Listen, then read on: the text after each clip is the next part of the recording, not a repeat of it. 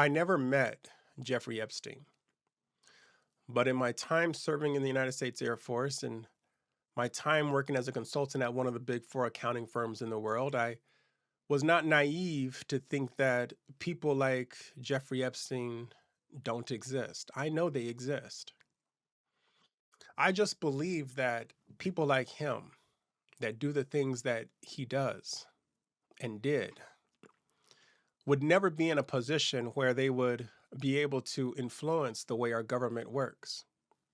I always believed that they would never reach positions that were high enough to control what our companies and our industries do. I always believed that people like him would never be in a place in our society where they can control the public discourse and what people think and what people feel and what people are allowed to say. I never believed that people like him would ever be powerful enough or strong enough to really do any damage because I believe that you have to have good character if you're going to be successful. I believe that you have to have a good heart if you want to lead. I believe that you have to be a selfless, be a servant leader if you're going to influence government.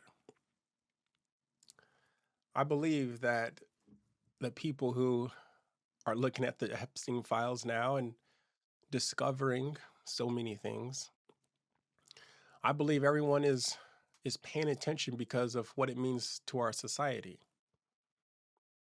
When I analyze a problem as a consultant, I have to break it apart into its pieces and begin to analyze the effect of the problem. In this instance, when I'm talking about Jeffrey Epstein, I have to break this problem apart and begin to analyze the damage that him and his co-conspirators have done. First, I believe the easiest one is to understand that there was damage done on the individual level. Jeffrey Epstein and his people, he damaged a lot of individual lives, a lot of children that were taken advantage of, a lot of families that have to deal with that trauma directly, from directly experiencing it by the decisions that he has made and the ways that he victimized people.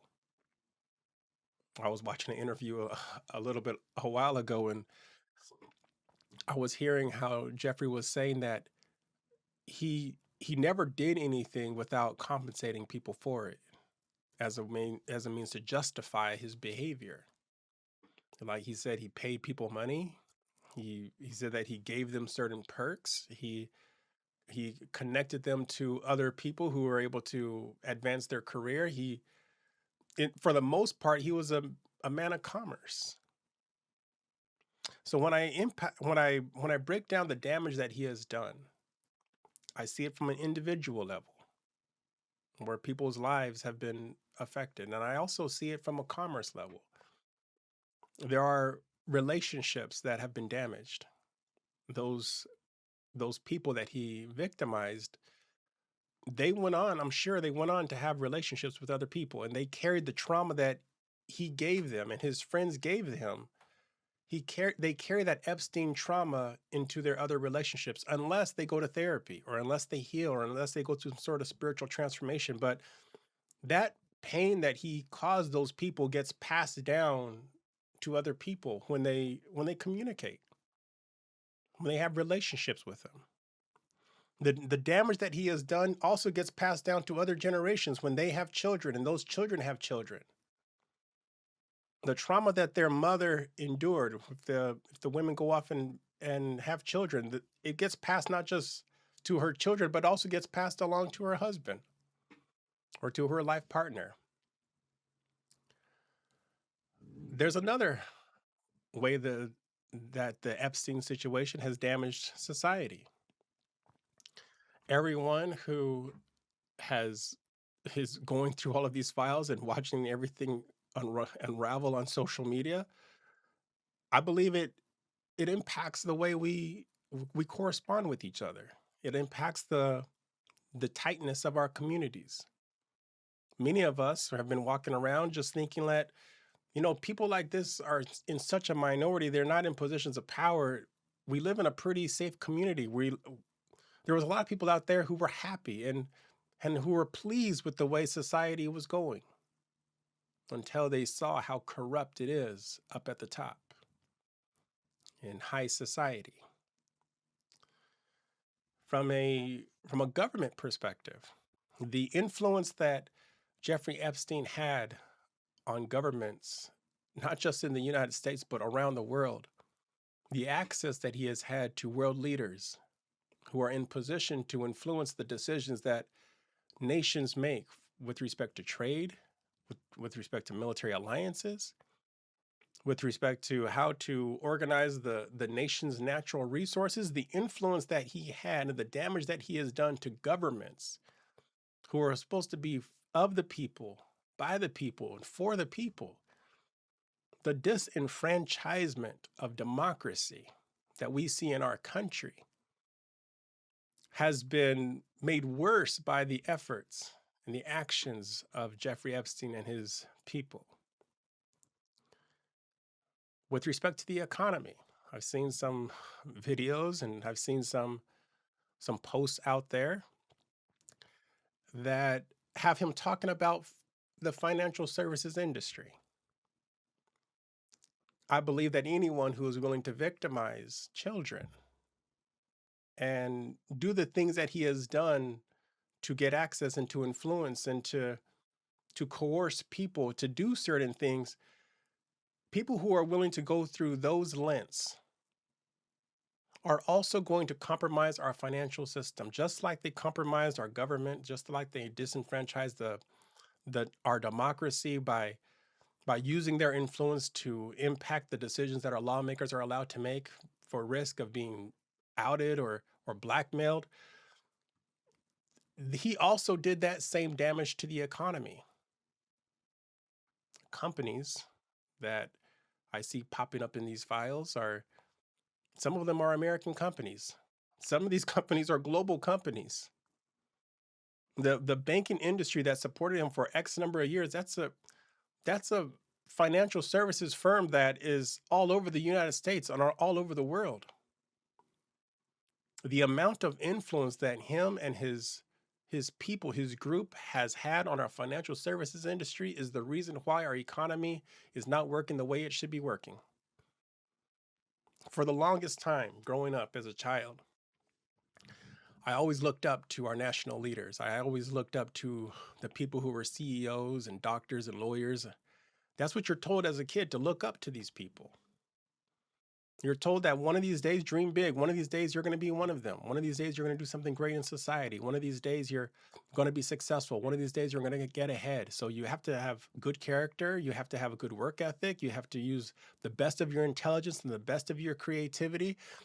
You have to live above board if you're going to move up, if you're going to make an impact in society. But what him and his friends have done to our financial services industry and to our economy by making these deals behind the scenes and not playing fair has eroded the trust that so many people have had in our financial services industry. And that's a problem, because good men and women are told, go to work, save as much as you can, invest as much as you can. And if you invest in the right stocks in the stock market, then eventually you're going to have enough for retirement. And when you're able to retire, then you'll be able to go off doing whatever your second career is going to be. And you'll be able to use the returns on your investment in the stock market to pay for a better quality of life for your children. And what Jeffrey Epstein has done and his friends have done has eroded the trust that we have in the financial service industry that governs the stock market. And that's a problem, because so many people's life savings are in the stock market. And behind the scenes, people like him and his friends are making deals behind closed doors. And they are rigging the system in their favor. And it is by the luck of the draw that you're able to make a high return on investment on your funds, because it pales in comparison to the people like Jeffrey Epstein who had inside knowledge, insider trading.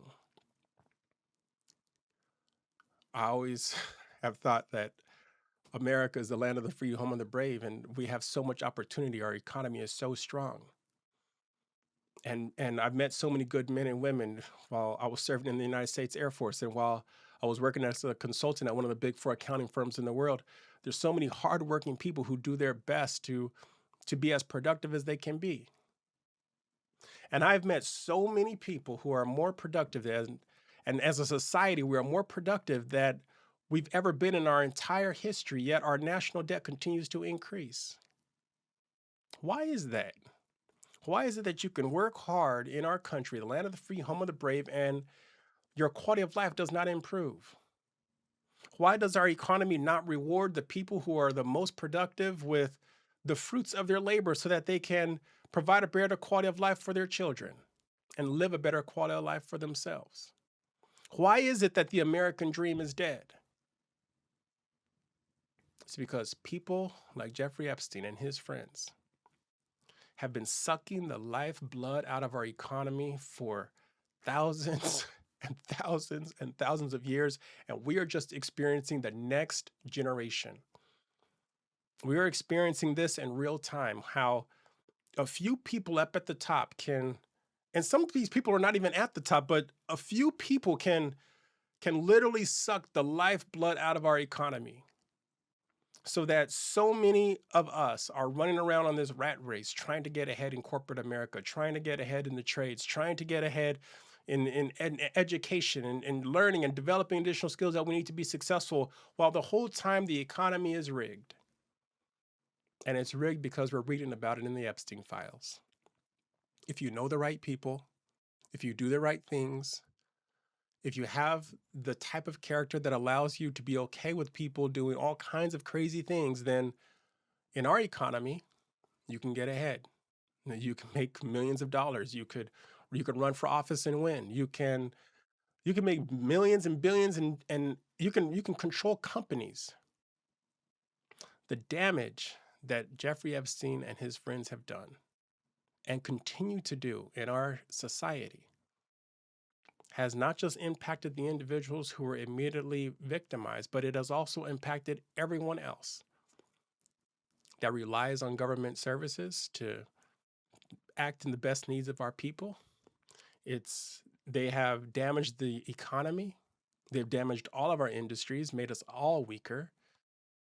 Uh, it is hard for you to even justify going to work and doing your best without thinking that some of your effort is being wasted, without thinking that the economy is being rigged. So that feeling is so bad, a lot of times we don't even want to look at it. I believe that this Jeffrey Epstein situation and what we're reading about in these files is a global problem. And it's going to require a global solution. There's there's been so many people that I've talked to, and a lot of people don't even want to think about these things because they're so unpleasant. And many times it's easier for us to put our blinders on, just go to work, go home, take the money that we're earning, and try to live the best quality of life that we can. That's in our nature. We don't like change. A lot of people will endure a lot of pain. We will find ways to tolerate pain. We will work on our mental health. We'll go to therapy. We'll take medicine. We'll go on vacations. We'll decompress. We will handle pain as a society, as a human race, as members of my community. We will handle pain for as long as possible. The reason why is because we don't like change, because we know that change brings pain. And along with change, change just does not bring pain. Change also brings uncertainty. And we would rather embrace the pain that we know than confront the uncertainty and the pain that we do not know. And that's why I believe that just as human beings, we really don't like change.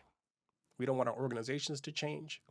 We really don't want our jobs to change. We We don't want our industries to change. We don't want our economy to change. We don't really want change. We don't. Some people say that you do, but you don't. We as a we as a race of people don't like change. We'll keep things the same because when we have change, we have uncertainty. Throughout history, if you look at all the governments that have come up and come down, all the dynasties, all the empires, you will see that when the empire came up and it rose, there was change, there was some sort of revolution. And then when it fell, there was also change. But the lives of the people that lived in those times were completely disrupted. And we would rather, as a human race, we would rather have the uncertainty of change and the pain that comes along with it. We would rather put that off for as long as possible, which is why we find ourselves in the situation that we're in right now.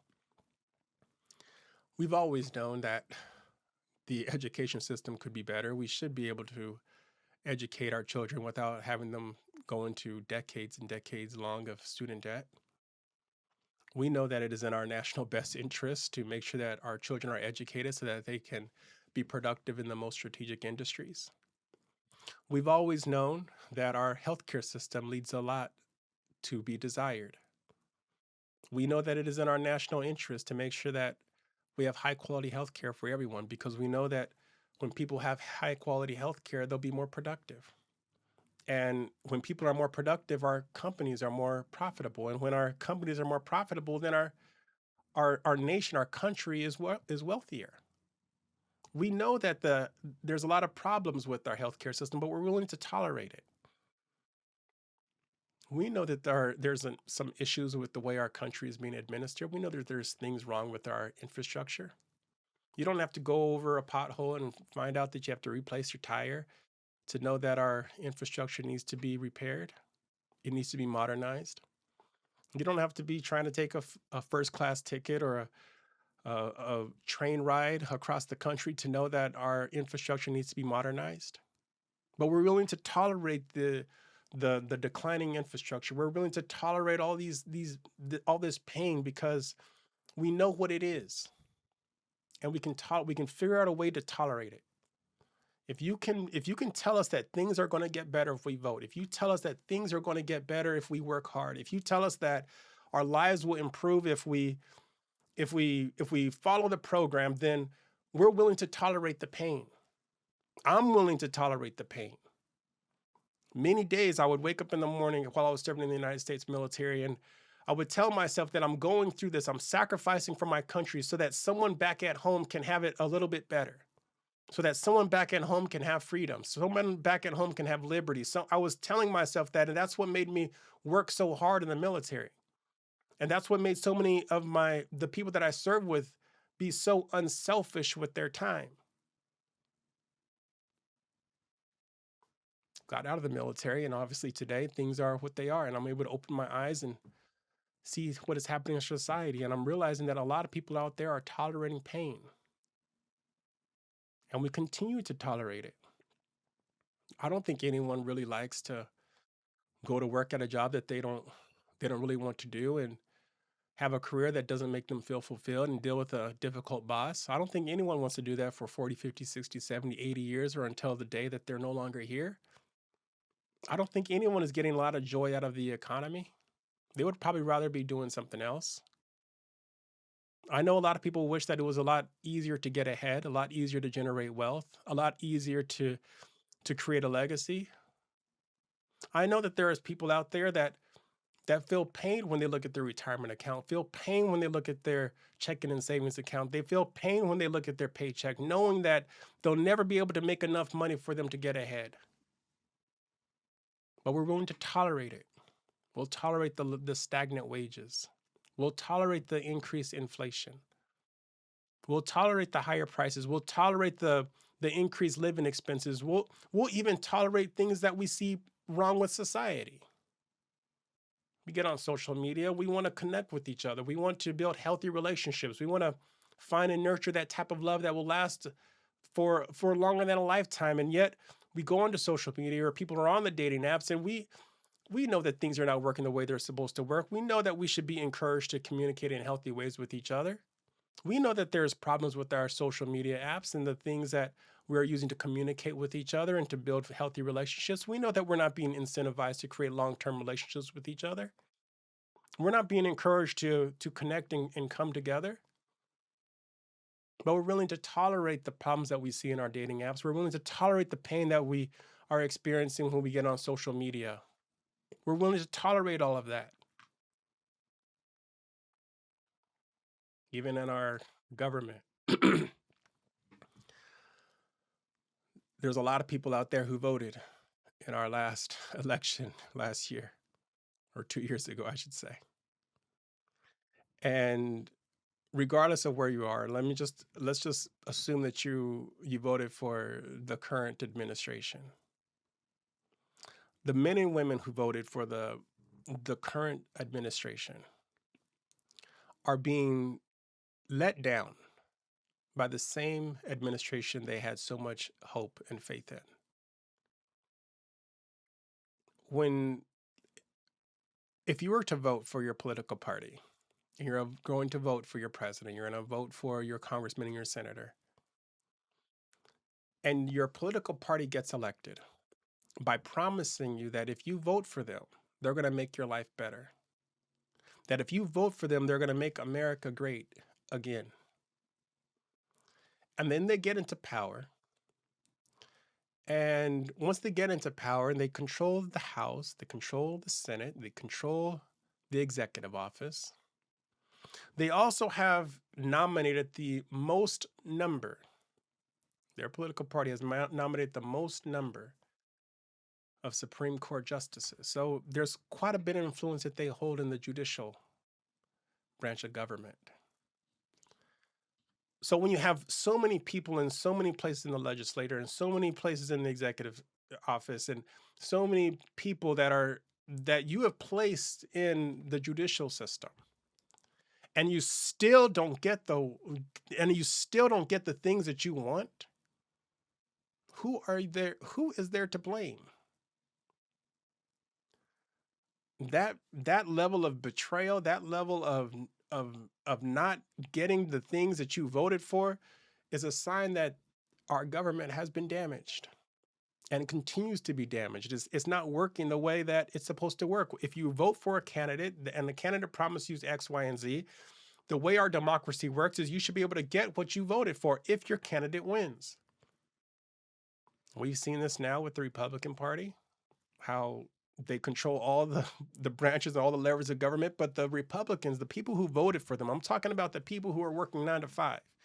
I'm talking about the people who are watching the prices in their grocery store go up. I'm talking about the people who have to go into the doctor and still have to get health care, and they're watching their health care payments go up. I'm talking about the people who are out there watching their living expenses increase faster than their paycheck. I'm talking about the people who are paying higher and higher taxes as they make more and more money. I'm talking about the people who feel like they're not able to get ahead, not able to generate wealth. They're not able to create a legacy. I'm talking about those people.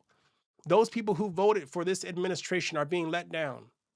They're being betrayed by the same people who told them that we would give you the things that you need in order to live a better quality of life. They're being let down by the people who said that, we're going to lower the prices. We're going to fix the economy. We're going to bring in so much more money. It's going to be, you're going to be so tired of winning. We're going to be winning all the time. Those people are being let down, and they won. In our democracy, the people who win should get what they want. And the people who won are not getting what they want. Now, if you didn't vote, or you didn't vote for the current administration, you always had hope. I know there's people out there who had hope that maybe things will get better. Somehow, some way, something in my life will change. And it may be painful right now, but eventually it's all going to work out. And the people who in a democracy, the people who did not win, their candidate didn't win, their party didn't win, they don't control the judicial system, they're not able to influence it. Those people have different expectations in a democracy, and they're willing to deal with the pain that comes along with losing. and we'll manage the pain. The people who voted and won in a democracy are experiencing pain, and the people who voted and did not win during this current administration, they're experiencing pain. And we're going to handle the pain. We're going to take it, because the pain that we know is better. It makes us feel better than the pain that we don't know. The change. The pain that comes when we experience change, it's uncomfortable because it's so unpredictable. You don't know how high it's going to go. You don't know how low it's going to go.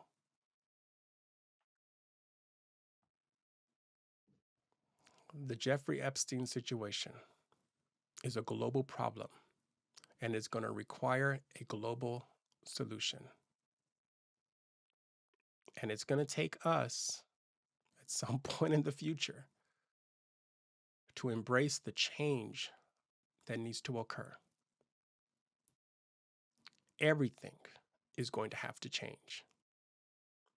The belief that there's people up there somewhere who are very wealthy and very influential and very knowledgeable and very intelligent, the belief that there's people up there that are controlling our industries, that are administering our government, the belief that we are being led by the best of the best, has been shattered with this Jeffrey Epstein file situation. And I suspect, I can damn near predict, that this is just going to be this is just one in a long set of dominoes that are going to fall. And eventually, we're going to have to come to the point where we embrace the change that we're going to need to see. The way our society works is going to have to change. The way our economy that is working is going to have to change. The way our government is working is going to have to change. In our democracy, when you vote and your candidate wins and your political party wins, then you should be able to get the things that your political party promised you and that your candidate promised you. And if you're not getting high quality healthcare, if you're not getting a better education system, if we're not getting modernized infrastructure, if we're not getting a lower retirement age, if we're not getting all the things that we say we want to live the American dream, if we're not getting more affordable housing and nicer neighborhoods and safer communities, if we're not getting all of those things, yet we're voting and our political party is winning, then it's telling us that the problem that we are facing is a bigger problem than we think it is, and it's going to require us to change. Individually, we're going to have to change in order to create the solution. As a community, we're going to have to change. Our companies are going to have to change. Our industries are going to have to change. I already said the way our economy works is going to have to change. The way our government works is going to have to change. Our government must be responsive to the needs of the people. Each of our votes must be counted and must be taken seriously by the people that we elect. The damage that Jeffrey Epstein has done is a big problem because it stretches all over the globe. I'm dealing with it right here in America, but I know that there's people all over the world that are realizing that their elected officials or their people that they held in high esteem are just as corrupt as the man walking down the street. Now, I know that there are some people out there who say, you know what, everyone has their problems. Everyone has their issues.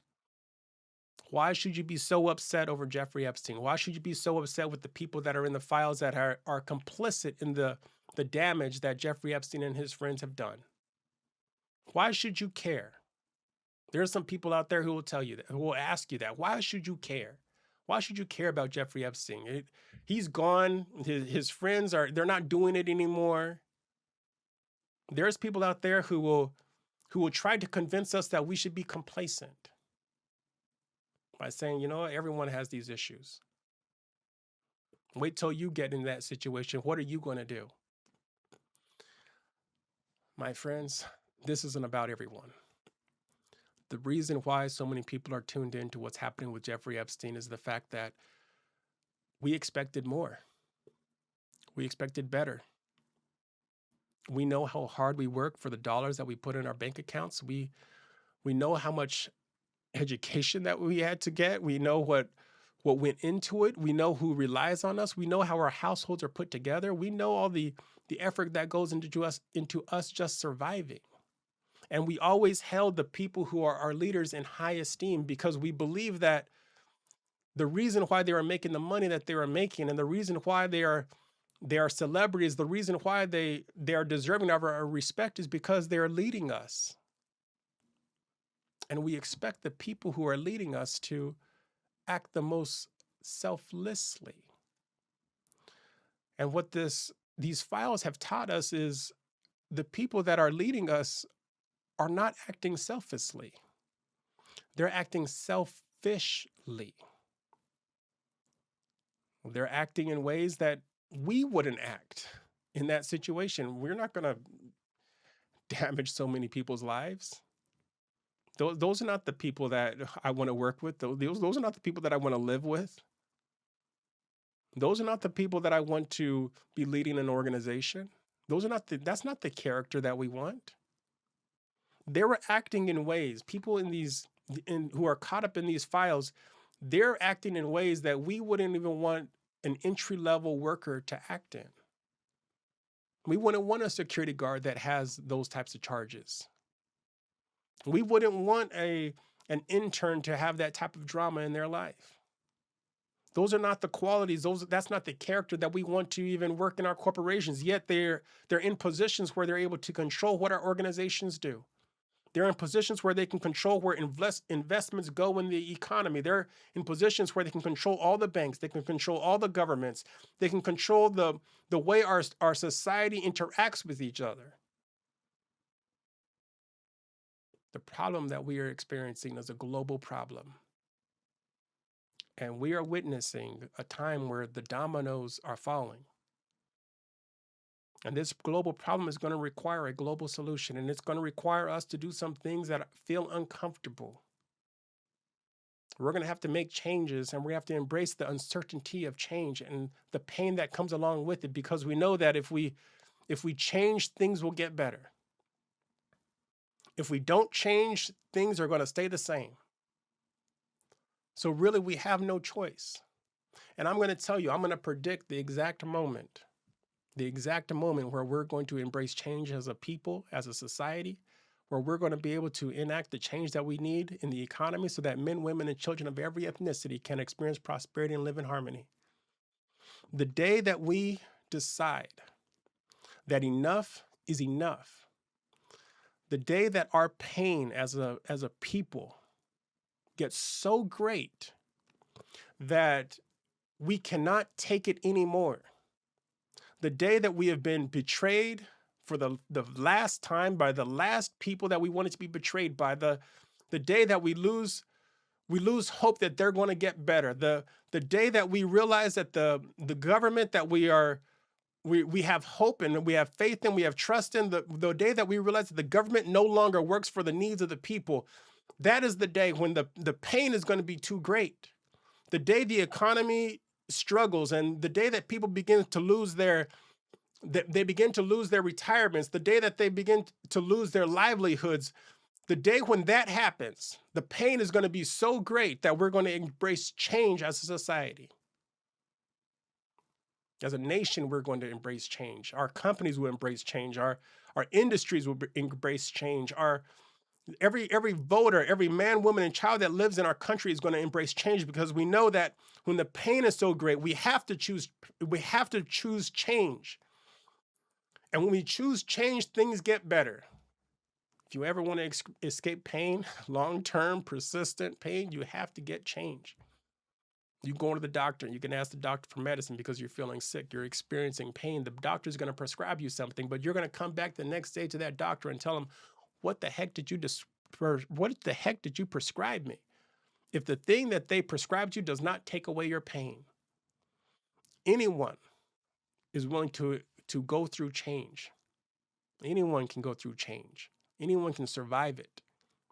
We just have to have determination and resilience. When the day when the pain that we are experiencing gets so great that we decide that it is better for us to experience the pain of change and the uncertainty that comes along with it, and that that type of pain, the change pain is preferred to the persistent pain that we are experiencing. That is the day that we as a people are going to choose change.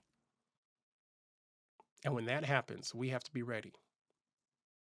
That is why I'm creating a movement. Every single day, I'm putting out these messages. Every single day, I'm using my voice to do my part, to inspire people to make a commitment to pursue excellence in everything that they do and to maintain their character. We're going to need good candidates to run for office. We're going to need people who are excellent at business, who can lead our industries and our companies. There's a lot of wealth that is going to be created. I believe that our economy is going to be 1,000 times bigger than what it is right now. I believe that your quality of life is going to be 1,000 times bigger than and better than it is right now.